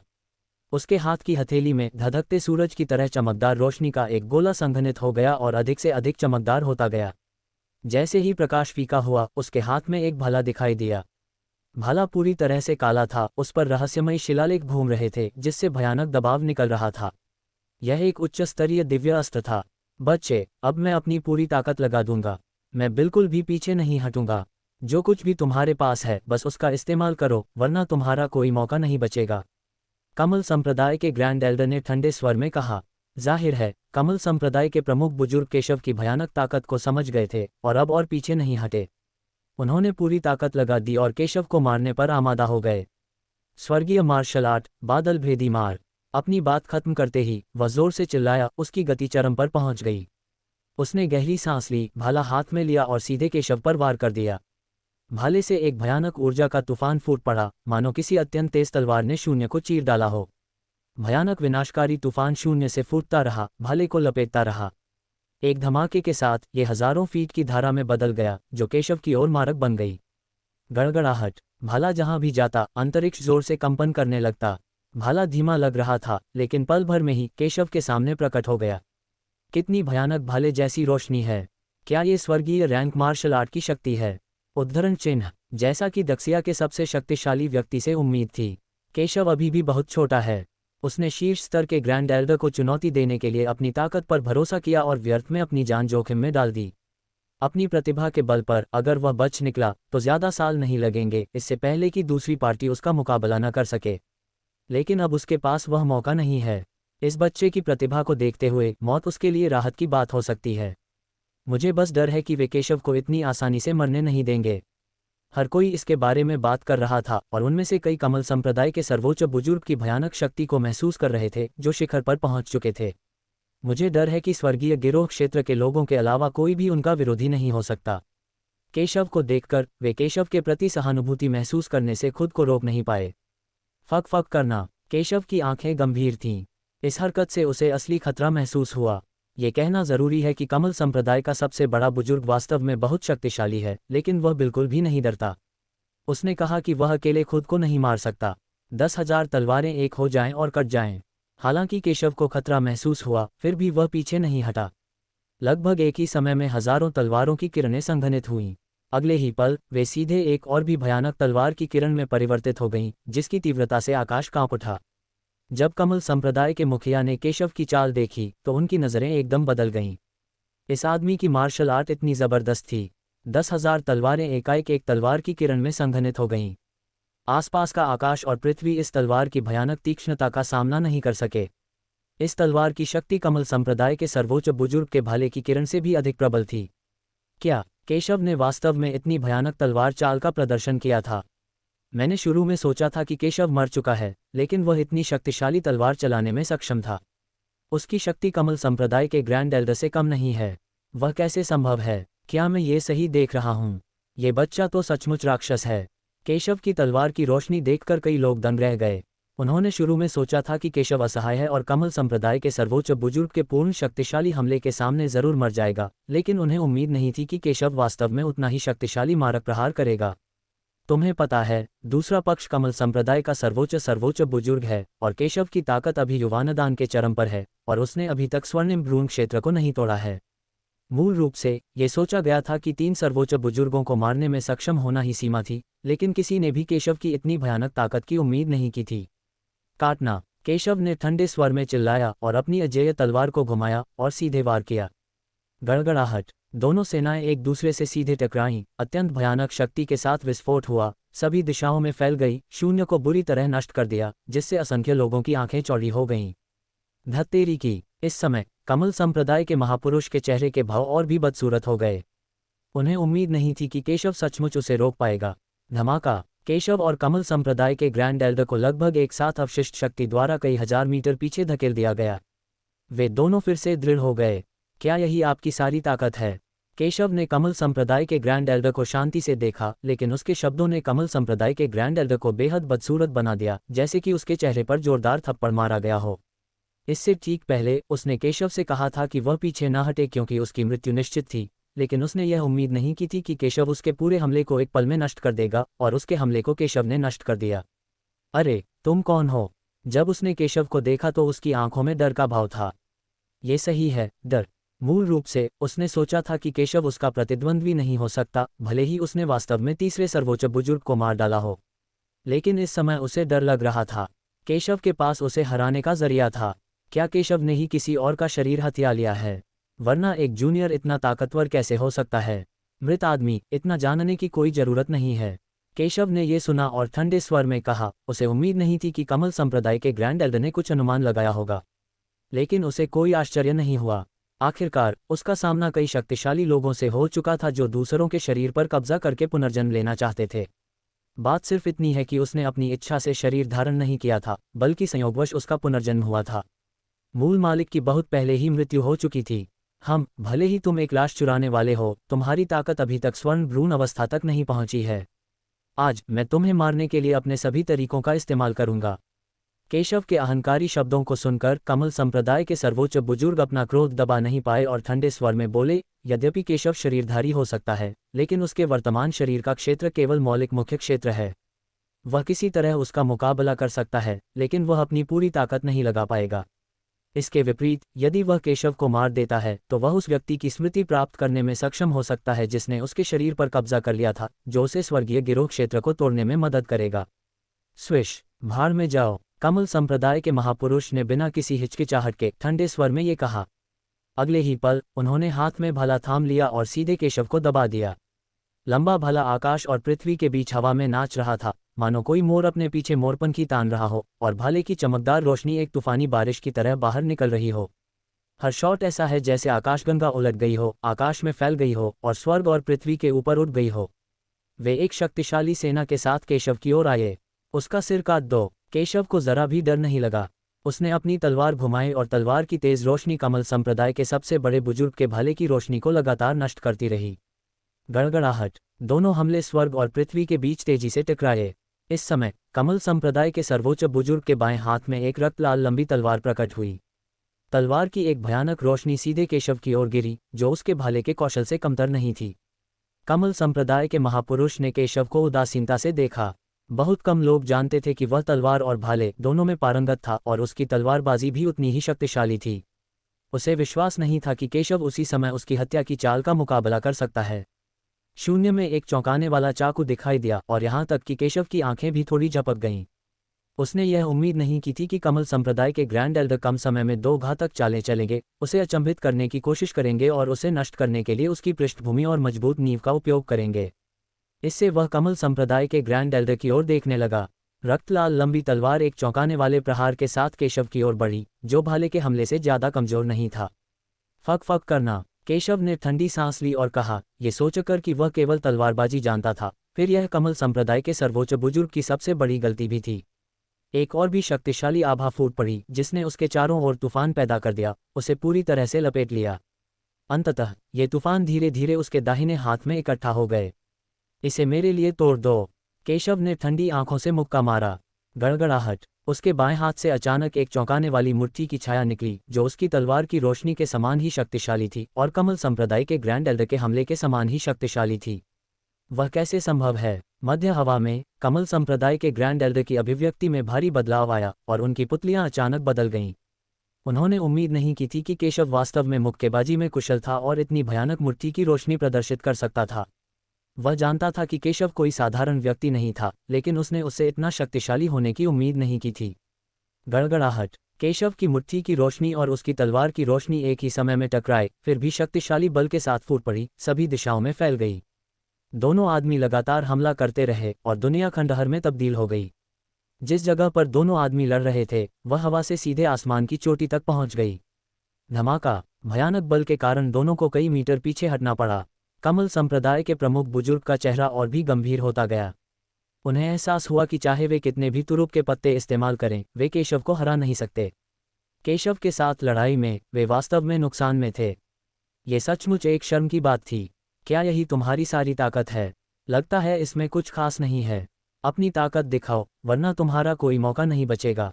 केशव ने अपने मुंह के कोने को थोड़ा ऊपर उठाया, कमल संप्रदाय के ग्रैंड एल्डर को देखा और शांति से कहा, अभिमानी, अभिमानी। इस समय केशव के शब्दों ने कमल संप्रदाय के सर्वोच्च बुजुर्ग का चेहरा बेहद बदसूरत बना दिया, क्योंकि ये वही शब्द थे जो उसने पहले केशव से कहे थे, लेकिन केशव ने अब वही शब्द उसे वापस कर दिए।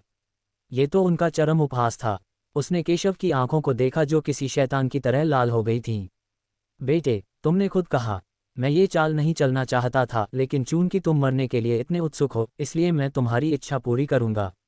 कमल संप्रदाय के ग्रैंड एल्डर ने दांत पीसते हुए ये कहा और उनके मुंह से गुस्से से भरी आवाजें निकलीं।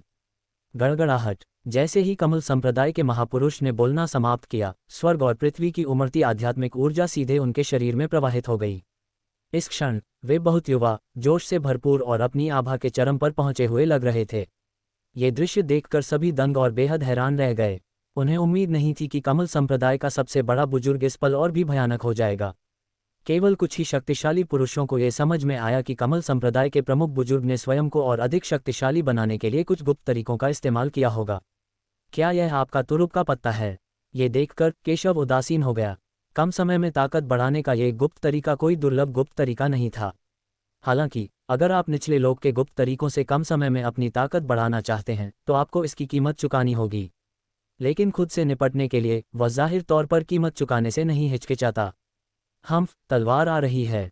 उसने केशव को ठंडी निगाहों से देखा, गहरी सांस ली और ठंडे स्वर में बोला। ध्वनि आकाश तक पहुंचती है और दुनिया को हिला देती है।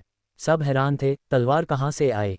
और इस समय कमल संप्रदाय में एक बूढ़े व्यक्ति की सांस लगातार कमजोर हो रही थी और उसका काला वस्त्र, दाढ़ी और भौहें सभी बर्फ सफेद हो गए थे। अंत में सांस लेना भी मुश्किल हो गया। कमल संप्रदाय के सभी अनुयायी ये दृश्य देखकर दंग रह गए।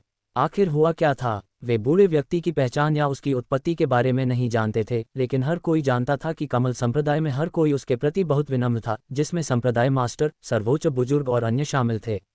बूढ़ा आदमी इतना अजीब व्यवहार क्यों कर रहा है? इस समय बूढ़े व्यक्ति ने बिना किसी संघर्ष के आकाश की ओर देखा और राहत महसूस करते हुए कहा, लगता है मेरा मिशन पूरा हो गया है। हर कोई दंग रह गया। अगले ही क्षण बूढ़े आदमी के शरीर से तलवार की आवाज आती हुई सुनाई दी। क्लिक करें, क्लिक करें। बूढ़े आदमी के नथुनों, कानों, आंखों और होठों से भयंकर काली तलवार की रोशनी फूट पड़ी। भीड़ की चौंकती निगाहों के सामने बूढ़े आदमी के पूरे शरीर से अंदर से बाहर तक काली तलवार जैसी रोशनी निकल रही थी। अंततः उसका पूरा शरीर छिद्रों से भर गया, उसकी त्वचा और हड्डियां फट गईं और भयंकर काली तलवार की रोशनी में वह पूरी तरह राख में बदल गया। सब हैरान थे, इतना ताकतवर आदमी कैसे मर सकता है? वास्तव में क्या हुआ? कमल संप्रदाय में एकांत में अभ्यास कर रहे कई सर्वोच्च बुजुर्गों ने लगभग एक ही समय में अपनी आंखें खोली और बाहर हो रहे दृश्य को कुछ आश्चर्य के साथ देखा। दूसरे भाई को तलवार उठाने वाली भट्टी से तलवार पहले ही निकालने के लिए मजबूर किया गया था। जो बूढ़ा आदमी समूह का नेतृत्व कर रहा था और उसकी आंखें बंद थीं, उसने आंखें खोली और आश्चर्य से कहा।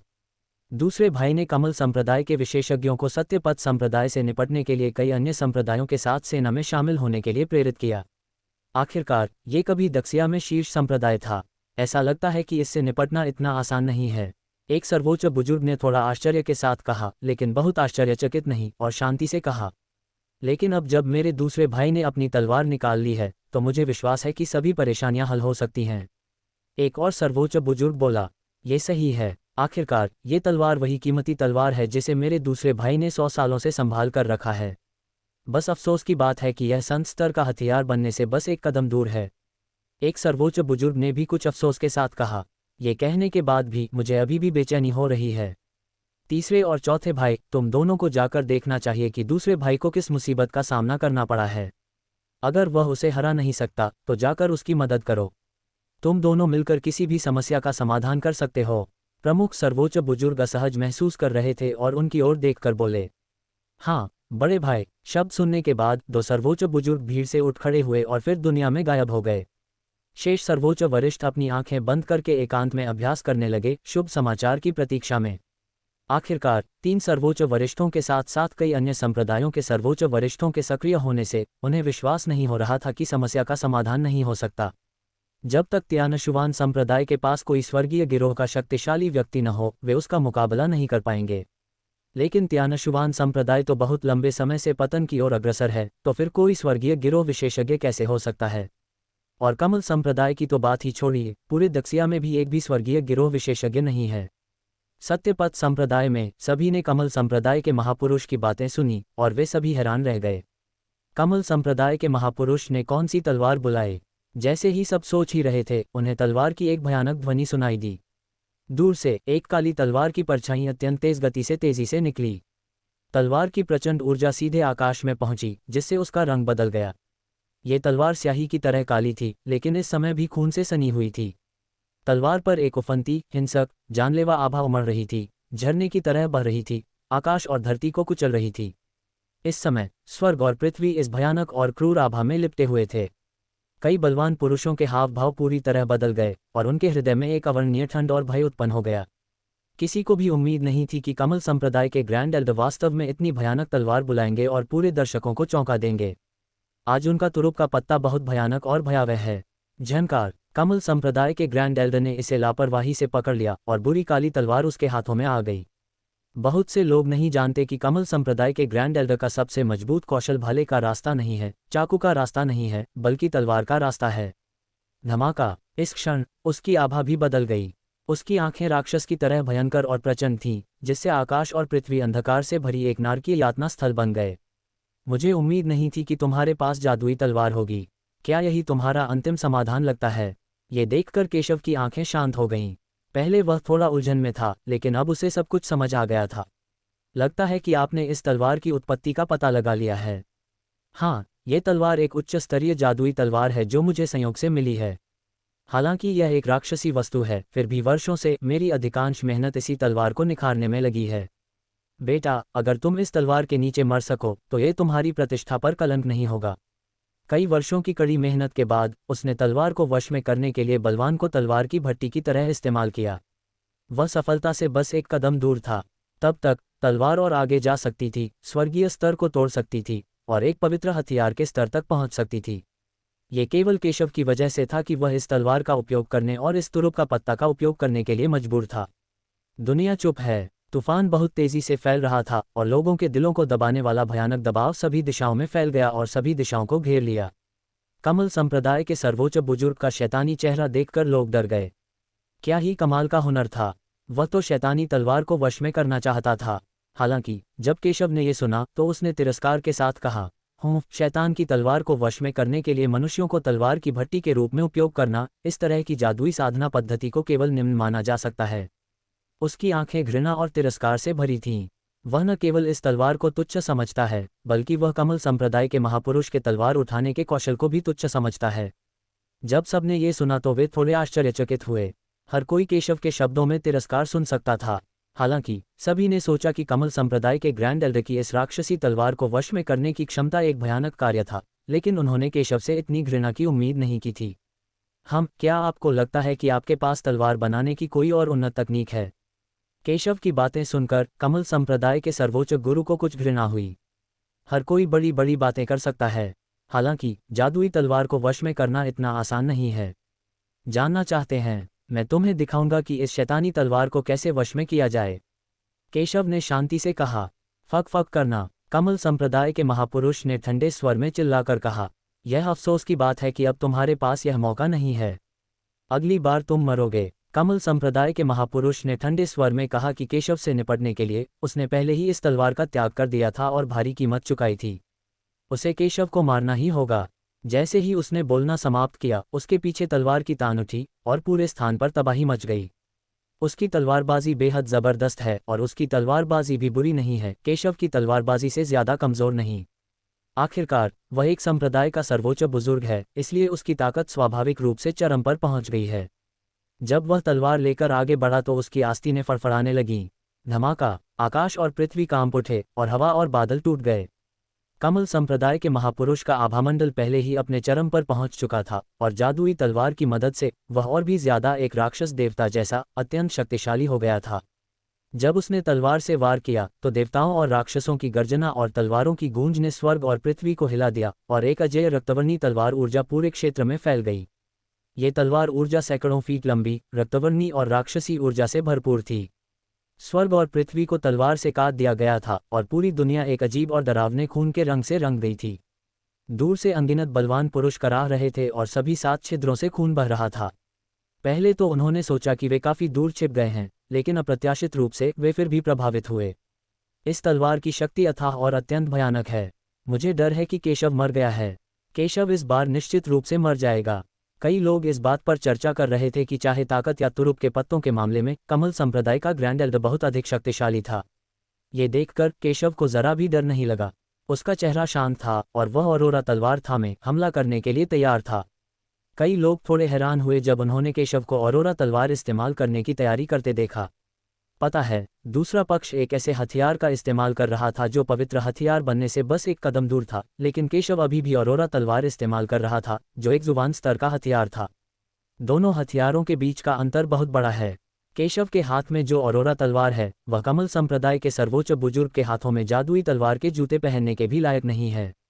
ये बहुत जर्जर है। बूम! हालांकि केशव शांत रहा और उसे बिल्कुल भी परवाह नहीं थी। उनकी नज़र में ताकत हथियार नहीं बल्कि ताकत है। इसके अलावा अगर वह सचमुच उच्च स्तरीय हथियारों का इस्तेमाल करना चाहता था तो उसके पास उनकी कमी नहीं थी। उसके पास अभी भी कई हथियार थे जो उसने प्राचीन युद्ध क्षेत्र में हासिल किए थे। ये हथियार कमल संप्रदाय के सर्वोच्च बुजुर्ग से निपटने के लिए पर्याप्त है। हाथ में अरोरा तलवार लेकर तलवार का एक मंत्र भी निकला। अरोरा तलवार आत्मा ने स्पष्ट रूप से प्रतिद्वंद्वी के हथियार की शक्ति को महसूस किया, लेकिन फिर भी उसने बिना किसी डर के एक मजबूत लड़ाई की भावना जारी की। केशव ने उदासीन होकर अपनी तलवार घुमाई। धमाका! चौंकाने वाली तलवार ऊर्जा की एक लंबी नदी सीधे काट दी गई थी, विशाल और राजसी, और इसका दबाव कमल संप्रदाय के सर्वोच्च बुजुर्ग की तलवार ऊर्जा से कम नहीं था, जो चौंकाने वाला था। धमाका! दोनों शक्तियां आपस में टकराईं और वह प्रचंड और अजेय विनाशकारी शक्ति शून्य में फट पड़ी। हजारों तलवार ऊर्जा के तूफान टूट पड़े और लाल और हरे रंग आपस में गुंथ गए, भव्य और भयावह। आसपास के 1000 फीट के दायरे का इलाका लगभग पूरी तरह तबाह हो गया था। विनाश की इतनी भयावह बाढ़ के बाद जमीन पर विशाल और भयावह खाइयां उभर आईं। भयानक तूफान के बीच केशव की आकृति पीछे की ओर उड़ी और कई हजार मीटर आगे जाकर रुक गई। उसका आभामंडल अशांत था और वह थोड़ा शर्मिंदा लग रहा था। उसके हाथ में अरोड़ा तलवार भी हिल रही थी, जाहिर है कि उस पर बहुत बड़ा प्रभाव पड़ा था। लेकिन अंत में वह डटा रहा। लेकिन उसने जो तलवार इस्तेमाल की वह अरोड़ा तलवार थी, जो पृथ्वी के स्तर तक भी नहीं पहुंची थी।